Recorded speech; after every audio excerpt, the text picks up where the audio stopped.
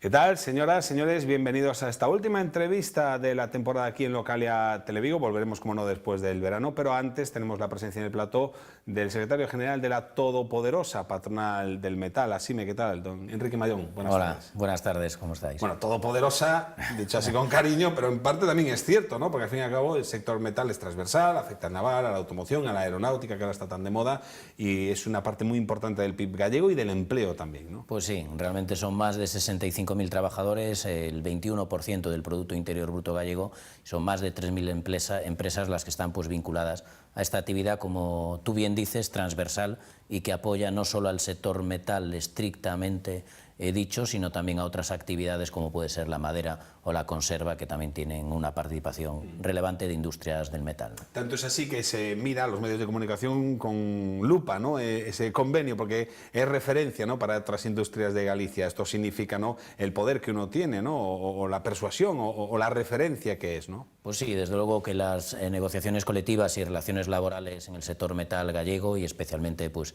en el área de Vigo obviamente son referente. Muchas veces pues otros convenios colectivos esperan a ver qué sucede en la negociación del sector metal y a partir de ahí pues toman determinadas decisiones, bien sea en jornada, en salarios o en otro tipo de condiciones, ¿no? Obviamente es un sector que nosotros siempre definimos como la espina dorsal de la industria gallega por esa vertebración que hace muchas veces de otras actividades que son también referentes para Galicia. En este sentido, ¿qué le parece a Asime ese acuerdo de los agentes sociales de la COE, de la patronal, con los sindicatos mayoritarios, UGT y comisiones obreras, para la revalorización de los sueldos? Ese acuerdo, un 2% más un 1% vinculado a la productividad y de incrementar el salario mínimo de convenio de, si no me equivoco, unos 13.000 euros escasitos que hay ahora, hasta los 14.000 para el año 2020. ¿Es un buen camino?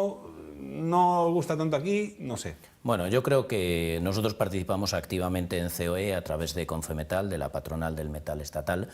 Participamos de los debates, de las discusiones y es un lugar de consenso el asegurar a día de hoy que la situación ha mejorado, está mejorando, digamos que es el segundo año probablemente de recuperación en la industria española y en la industria gallega y por lo tanto hay que asumir esa situación, tenemos que asumir que hay que retribuir más, todos los empresarios quieren hacerlo, obviamente hay que mirar por las cuentas de resultados de cada una de las compañías para poder tomar determinadas decisiones. Creemos que es un incremento razonable, estamos hablando de ese 2% orientativo, habrá industrias que no lo puedan asumir y otras que puedan asumir pues más que esa cantidad, y ese 1% de productividad que lo que viene a ser es una declaración de intenciones en el sentido de que si realmente en tu empresa puedes cuantificar esa productividad y tus números pues son buenos, debes pues apoyar una retribución mayor, ¿no? Por lo tanto, digamos que es coherente con lo que estamos manifestando desde distintos ámbitos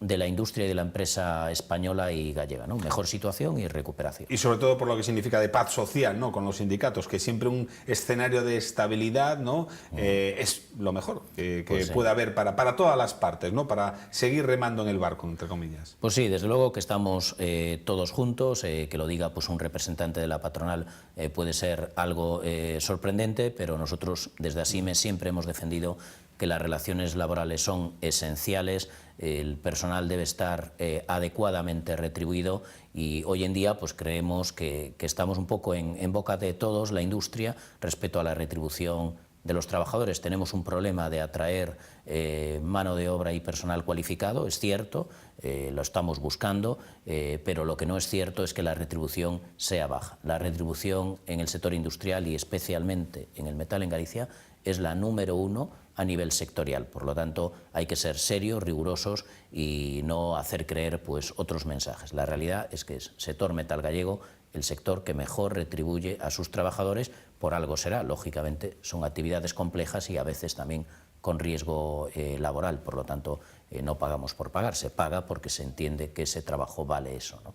Y sin embargo, faltan profesionales fundamentalmente en el sector naval, ¿no? Si este buen hacer de nuestra economía, esta recuperación económica que estamos viviendo en los últimos 2 años, se está notando aquí en Vigo, en la Ría, en su conjunto, fundamentalmente lo vemos en el sector naval. Ahí están los astilleros, salvo Vulcano, del que te preguntaré, que están casi a rebosar, pero Asime fue de los primeros que levantó un poco la voz, puso la alerta diciendo, ojo, que a ver si vamos a morir de éxito, empiezan a llegar los pedidos, pero no hay mano de obra cualificada. Se pusieron en marcha rápido y corriendo una serie de cursos, pero nos hemos enterado de que no se han cubierto las plazas. Hay vacantes. Y por otro lado decimos, somos los que más pagamos. ¿Qué pasa para que no haya mano de obra la necesaria, la cualificada para el sector naval? Hay varias razones, ¿no? Desde luego nosotros hemos manifestado que en los últimos años se ha abandonado programas formativos que estábamos desarrollando en el sector industrial y especialmente en el sector naval. Se formaban más de 1.200 trabajadores cada año, independientemente de la carga de trabajo que existiera, y eso lo que consigues con eso es forjar una cantera, ¿no? Forjar realmente pues, un personal muy cualificado que a veces se queda en el sector naval, en el sector metal en general, o se va a otras actividades o a otros sectores, pero sí tienes pues, ese conocimiento. Eso se ha ido abandonando poco a poco, restricción de fondos públicos. La crisis, ¿no? La crisis. Entiendo que sería la justificación, no lo sé. Bueno, y otras razones. También yo creo que se ha hecho un poco de demagogia con ciertas corruptelas que había en el mundo de la formación, que yo siempre digo que creo, hasta donde sé, que son 4, 5, 6 casos, menos en Galicia, que todavía casi no se conocen casos de la existencia pues, de esas malas gestiones en la formación. Creo que lo que se conoce es exactamente lo contrario, es decir, buena gestión y buenos planes formativos. Creo que también a veces hacemos mala comunicación del sector, es decir, el sector, como digo, retribuye bien. El sector, si tienes la desgracia de caer en desempleo, te empleas de una manera muy rápida porque tienes conocimiento, sí, tienes profesionalidad, y esos soldadores, caldereros, tuberos, electricistas, habilitadores que se necesitan en la industria naval de Galicia y de Vigo son personas que ahora mismo están sobre todo en otras actividades. Pocos están en desempleo, están sobre todo en otras actividades o en otros lugares de España o del mundo. Vamos a intentar atraerlos, lo necesitamos, y como digo, hay que dejar claro que es un sector atractivo en conocimiento y también en retribución. Galicia es la principal comunidad el año pasado y este año en cuanto a nuevos contratos en el sector naval. España es el segundo país europeo, entiendo que por detrás de Holanda, en construcción naval, y el 10º del mundo, entiendo que sobre todo los asiáticos, donde se construyen barcos casi en serie, sin ser barcos realmente específicos o hechos a demanda, digamos, del constructor, del comprador, en definitiva. Pero sí es cierto que vivimos un momento importante, pero es un momento que no llega a todos por igual, y ahí tenemos el caso de Vulcano, Factorías Vulcano, que atraviesa quizá por su peor momento de la historia, está terminando ese famoso ferry que consiguió colocar, ha hecho algunas planchas para un astillero de Viana do Castelo, si no me equivoco, en Portugal, parece ser que igual le llega alguna cosita más, que nos entiendan, migajas, y dicho con respecto, hasta el punto de que se habla de una posible venta de Factorías Vulcano. ¿Por qué, entiende Asime, unos astilleros Freire, Barreras, han vuelto a resurgir? Freire realmente nunca tal, pero Barreras sí que tocó fondo, y en cambio Vulcano no es capaz? ¿Y qué debería hacer, en su opinión? ¿Venderse o qué? Es difícil posicionarse sobre una empresa en concreto con nombre concreto, ¿no? Pero la realidad es que en la industria naval en general gallega tenemos aspectos muy positivos, extremadamente positivos, como puede ser el caso del conocimiento, de ese grupo de empresas de servicios y de clúster que se ha conformado aquí, es decir, dentro de la industria gallega, la reparación naval, la construcción naval, somos expertos a nivel mundial, pero sí hay pues, probablemente una escasez de recursos financieros en varios de los astilleros, ¿no? No solo es el caso de Vulcano, en otros astilleros se necesitaría, digamos, más pulmón financiero para acometer de una manera más cómoda pedidos o contratos que muchas veces superan los 80 o los 100 millones de euros. Esa es una realidad que a veces pues, no se destaca, pero no podemos engañarnos. Eso sucede, eso lo tenemos que gestionar de la mejor manera posible, y en el caso, ya digo, de Vulcano y de algún otro astillero o empresa, lógicamente la fortaleza financiera pues es muy útil a la hora... ¿Capital social, podríamos decir? ¿O? Capital social y tesorería y recursos financieros, ¿no? Es decir, tú cuando acometes una negociación relevante, cuando hablas de más de 100 millones de euros o de 120 millones de euros, debes demostrar también una capacidad. Si no lo demuestras de una manera conveniente o no tienes un apoyo de una entidad financiera sólida y solvente, pues la posibilidad de cerrar un contrato se dificulta, ¿no? Sin duda. Por lo tanto, creemos que esa es la razón por la que a veces cuesta cerrar contratos, y de Vulcano lo único que deseamos es que salga de esa situación. Nosotros desde Asime siempre hemos defendido que se necesita como mínimo los constructores navales que tenemos en la ría de Vigo, como mínimo, se necesitan. Tenemos que tener una mínima masa crítica que nos haga atractivos a ojos de inversores o de armadores extranjeros. También para hacer una función de lobby, bien entendida. Cuanto más peso se tiene, más le escuchan a uno. Exactamente. Y se crea conocimiento, se crean empleos, se crean industrias auxiliares y complementarias, y por lo tanto vamos desde ASIME a aportar nuestro pequeño granito de arena para que Vulcano y otras actividades pues no decaigan, ¿no? Porque desde luego constructores navales se necesitan e instalaciones se necesitan gestionadas, porque en eso lo dirá pues el propio desarrollo de la vida de cada astillero. Hablamos antes de la formación del personal. ASIME es uno de los aspectos, también los sindicatos, que más trabaja, ¿no? Y los cursos de formación, incluso no solo para trabajadores, sino también para los propios empresarios, ¿no? Reuniones para ver hacia dónde hay que ir, misiones inversas y demás. ¿Cuál es ese papel de ASIME? Ahora creo que tenéis unas jornadas en Santiago que sirven de catalizador, ¿no? para el sector. Es decir, cuantos más seamos, más importantes seremos, más unidos y más desarrollo que tendremos. Hombre, nosotros intentamos potenciar y promocionar foros de diálogo, encuentros internacionales. Como bien dices, el 6 de julio tenemos un congreso de construcciones y estructuras metálicas en Santiago, pero antes, esta semana, jueves y viernes, en Ferrol, vamos a desarrollar un hub internacional de eólica marina en donde van a estar más de 300 profesionales, ¿no? Debemos mostrarnos al mundo, debemos mostrar las capacidades que tenemos, y en el ámbito formativo tenemos que intentar poder afirmar que en Galicia hay capacidad técnica y tecnológica, que hay recursos humanos. Es verdad que estamos pasando por un mal momento, pero también es cierto que en las últimas semanas empezamos a ver mayor interés de posibles candidatos a entrar en el sector. En ASIME tenemos más de 300 posibles alumnos. Lo que no tenemos son recursos financieros públicos y económicos para desarrollar esos programas formativos, que cuesta convencer a las empresas actualmente que abonen pues esos cursos, cuando realmente ellos, las empresas y los trabajadores, lo están pagando mes a mes en su nómina. Están pagando y estamos pagando mes a mes esa aportación a la formación.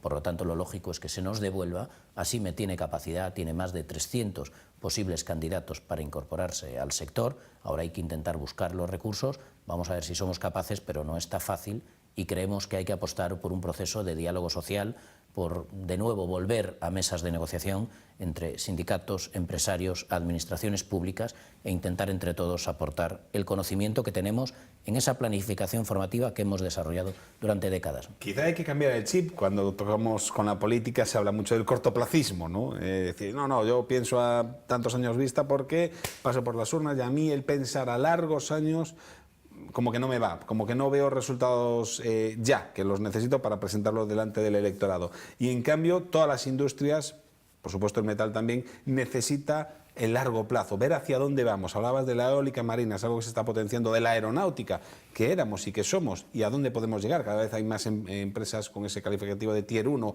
en el sector aeronáutico, ¿no? Esa visión de largo plazo que a veces se echa mucho en falta, ¿no? O cuando vienen mal dadas, lo que dice, desaparecieron los cursos de formación porque era lo más fácil ahorrarse 2 duros. ¿Qué pasó? Que cuando nos recuperamos, ¿dónde hay profesionales, no? Exactamente. Yo creo que probablemente lo más negativo que tenemos actualmente en la industria gallega, en la economía gallega, es la falta de recursos humanos cualificados. Todos nos estamos peleando por conseguir recursos, ¿no? Eso va a provocar pues una inflación pues en los salarios, va a provocar y está provocando que empresas que tienen proyectos, que tienen contratos, no pueden crecer. Pero hablo de cientos de empresas en Galicia que dicen, yo tengo pedidos, tengo posibilidades de crecimiento tremendas, pero no tengo recursos humanos cualificados. Por lo tanto, la verdad que creemos que es un tema muy serio, en donde las administraciones públicas son los principales responsables, en negativo y en positivo, es decir, que lo apliquen en positivo, pero tienen que aplicarse, valga la redundancia, e intentar proporcionar a la ciudadanía y a la economía esos recursos cualificados, bien sea por los ciclos formativos de formación profesional o por programas ad hoc para los sectores que realmente demandamos personal cualificado. Porque hay que coger la ola, lo estamos viendo también en el sector automoción, también una rama del metal. Sin duda alguna la factoría de PSA es ese motor, esa cabeza tractora. Se ha implementado un nuevo turno para los fines de semana nocturno para poder sacar esas furgonetas SK9. La última semana el presidente del grupo PSA, Carlos Tavares, el portugués, habría la posibilidad que en ese supuesto todo camino, ese V20 que empezará a construirse en la factoría viguesa, signifique también la adjudicación de un nuevo modelo y que por lo tanto se hacen números, implicaría también la contratación de otros, posiblemente otros 1000 nuevos empleados, otros 1000 nuevos profesionales. Está el tren, hay que subirse a él, ¿no? Porque claro, si pasa y no nos subimos, volveremos a lo de antes. Totalmente, y lo que no puede ser es que un empresario gallego diga que no puede desarrollar un proyecto que le ha costado mucho conseguir porque no consigue esos recursos humanos, ¿no? Por lo tanto, en automoción, metalmecánica en general, los momentos son buenos, probablemente van a ser incluso mejores. Es cierto que hay tensiones pues, con carga de trabajo que se va a Portugal, con Marruecos, pero todavía Galicia y Vigo y Suaria es un agente fundamental, un agente y una zona que tenemos posibilidad de crecimiento. Las industrias complementarias y auxiliares de automoción están diversificando cada vez más. PSA Peugeot Citroën Vigo ya solo supone un 30% aproximadamente de esa facturación y eso es muy positivo, ¿no? Es decir, es muy bueno diversificar mercados, productos y clientes. Por lo tanto, vuelvo a decir que hay que aplicarse en recursos humanos, hay que también convencer a nuestros jóvenes que la industria es uno de los mejores caminos que pueden emprender porque garantiza sobre todo pues, empleo, riqueza y desarrollo, ¿no? Mejorando siempre condiciones laborales, cuidándose de la prevención de riesgos laborales e intentando obviamente conseguir las retribuciones acordes al esfuerzo que se realiza. Sin duda alguna los recursos humanos son una parte fundamental del desarrollo de cualquier empresa. Otro es su ubicación, es decir, el tener terrenos donde poder instalar si alguien quiere una planta. Con el nuevo proyecto de las furgonetas K9 en Vigo, en la planta de PSA, me parece que se instalaron como unos 20 nuevos proveedores, todos en Portugal, al otro lado del Miño. Ninguno aquí, por muchas razones, por falta de suelo, por lo caro que está el suelo. ¿Es bueno, es malo tener un territorio, entre comillas, y que me perdonen los portugueses, low cost al lado? ¿Es una desventaja para nosotros? ¿Deberíamos haber hecho algo, deberíamos hacer algo para que no se sigan yendo más? ¿O cómo afrontamos esta competencia, no digo desleal, pero esta competencia del país vecino? Hombre, desde luego que es un reto, nosotros llevamos años, como sabes, manifestándolo, desde luego es mucho mejor recibir esas inversiones y ese empleo que no recibirlo, por lo tanto, entre Portugal y Galicia, obviamente en los últimos años ha ganado Portugal, sin duda alguna, en la implantación de empresas que ya no son o ya no buscan solo mano de obra simple y sencilla, sino mano de obra cualificada, personal cualificado, ¿no? Obtienen ventajas por asentarse en Portugal, prácticamente coste similar o cercano a cero, es así, es la realidad. Incluso el propio ministro de Economía y de Industria portugués hace pues, campaña en ciertas zonas limítrofes españolas. Sí. Y lo que tenemos que intentar es que sea pues, una fortaleza, lo cual en parte lo es y en parte no lo es, ¿no? ¿Por qué no lo es en parte? Porque hay pedidos a veces que pueden realizarse en Galicia y que finalmente recalan en Portugal por el coste, ¿no? Un coste laboral de media un 35% menor que en Galicia. Y contra eso también la política, cuando Carlos Tavares accedió a la presidencia de PSA, fue clarísimo. Dijo, trabajar con los proveedores será por una cuestión de coste, única y exclusivamente, cosa que antes pues, no era tan así. Él implantó esta política de coste, de reducción de costes sí o sí, y eso también ha implicado que muchos de esos proveedores cruzaran el Miño o nuevos se instalaran en Portugal, porque sobre todo la mano de obra es mucho más barato y reduce, claro, el coste de producción. Si lo dice Carlos Tavares no lo voy a contradecir yo, ¿no? Es una directriz que él ha marcado, que ha implementado y que la ha ejecutado, ¿no? Por lo tanto, nosotros como Asociación de Empresas Gallegas lo que queremos es que se cree empleo aquí, que se facilite, se lo hemos dicho a la Xunta en repetidas ocasiones, se facilite la implantación, se agilice la burocracia y también una cercanía institucional con los posibles inversores, que eso es muy útil. Es decir, el inversor, muchas veces extranjero, debe notar que su llegada a territorio gallego pues va a ser muy bien recibida y que se le va a facilitar todo. Por lo tanto, desde organizaciones empresariales y administraciones debemos ser cercanos, debemos estar pues un poco olisqueando, diría a nivel coloquial, de dónde puede venir esa inversión e intentar captarla. Portugal lo ha hecho muy bien. Ahora, hay que intentar que sea, como digo, una fortaleza y no una debilidad. La situación ya es real, cada vez va a más. Vamos a intentar que nuestras empresas, como hemos hecho en los últimos meses con Marruecos, sean proveedoras desde aquí de productos que precisan en esos lugares que todavía tienen que desarrollar la industria, y en Portugal sucede, ¿no? Desde luego, a nivel de innovación y de conocimiento, Galicia todavía es muy superior a Portugal, al norte de Portugal, pero bueno, pero eso se va reduciendo, lo cierto, ¿no?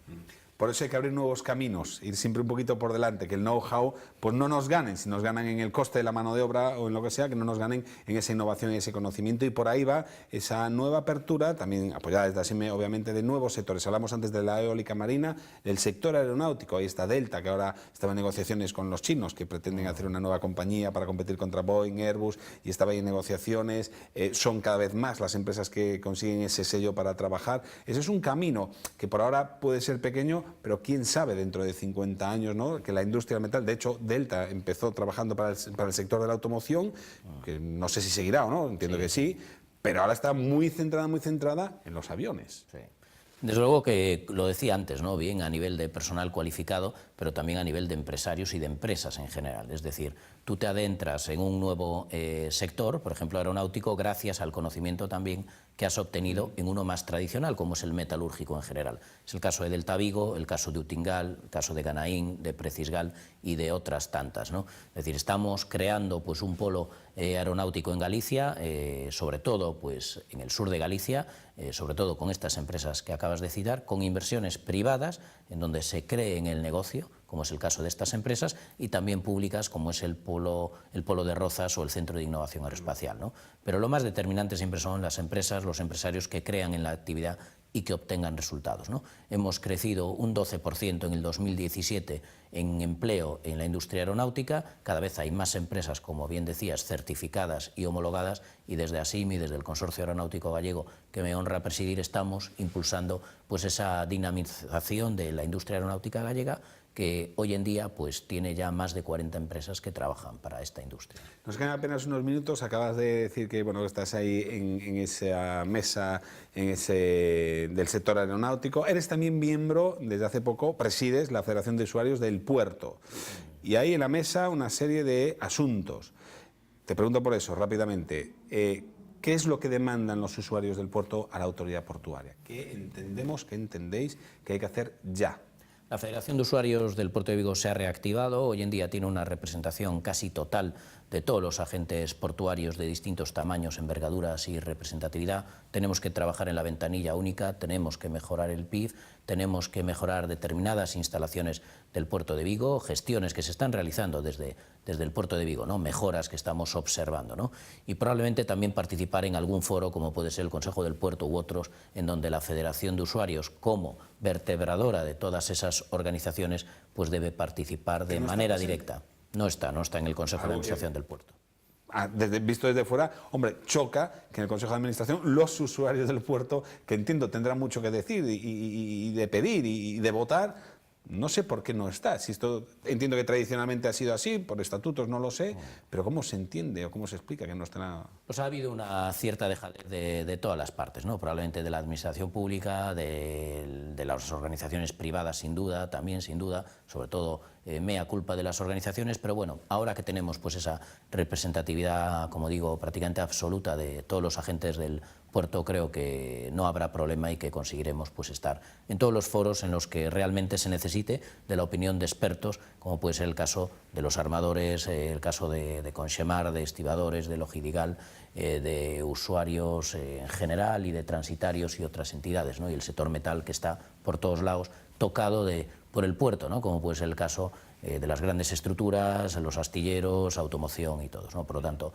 vamos a confiar que en el futuro... ¿Hay receptividad por parte del actual presidente de la autoridad portuaria? No sé si depende de él o habría que cambiar los estatutos o... Bueno, yo creo que la opinión de él va a ser determinante, también sin duda de la Xunta de Galicia, de la Consellería del Mar, la Consellería de Pesca, y vamos a intentar pues convencer a todos de que realmente se necesita que los usuarios del puerto puedan manifestar en directo sus inquietudes por el bien del puerto, no por el bien de los usuarios directamente, sino por el puerto en su conjunto, que como sabemos es uno de los motores de la ciudad, y hay que ser serios, rigurosos, y si es uno de los motores de la ciudad y hay una organización que represente esos intereses, pues seguramente lo adecuado es que participe al menos en el foro como uno más. Nos quedan apenas 2 minutos. Vamos a cerrar esta entrevista haciendo un ejercicio de proyección de futuro de este año 2018. Venimos de un 2017 que fue positivo para todas las industrias vinculadas al metal.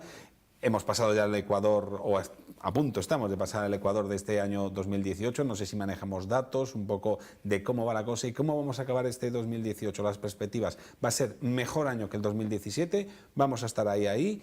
¿O dónde nos vamos a posicionar? A ver, a nivel económico general, creemos que va a ser similar a 2017. En nuestro sector metal, de manera global, va a ser mejor año probablemente que el 2017, no digo que haya unas grandísimas diferencias, pero sí va a ser al menos ligeramente mejor, y eso sobre todo lo que indica es que estamos pues a medio camino, o en ese camino de recuperación que se inició en 2016, 2017 y 2018, va creciendo incluso un poquito más que 2017. Por lo tanto, estamos satisfechos, tenemos retos tan relevantes como es el de los recursos humanos, sobre todo, e intentar también, muy importante, que me lo preguntabas antes, captar inversiones, porque si no nos podemos adormecer, ¿no? Bueno, pues con ese último mensaje nos quedamos. Esperemos que la próxima vez que pases por este plató, pues podemos hablar de inversores, de inversiones que lleguen para, pues en el fondo, para generar riqueza en nuestro territorio, que es de lo que se vive al final, de empresas que generan riqueza, generan empleo y generan vida, en definitiva. Enrique Mayón, secretario general de Asimen, de la Todopoderosa, decía yo, patronal del metal, más o menos es así, ¿verdad? Más o menos. Más o menos. Muchísimas gracias por tu presencia aquí en Localia Televigo, hasta la próxima, mucha suerte, y a ustedes hasta después del verano, que volveremos con esta serie de entrevistas semanales a personalidades del mundo de la cultura, de la ciencia, de la economía, de lo social aquí de nuestra ciudad y su área de influencia. Hasta entonces, disfruten del verano y sean felices.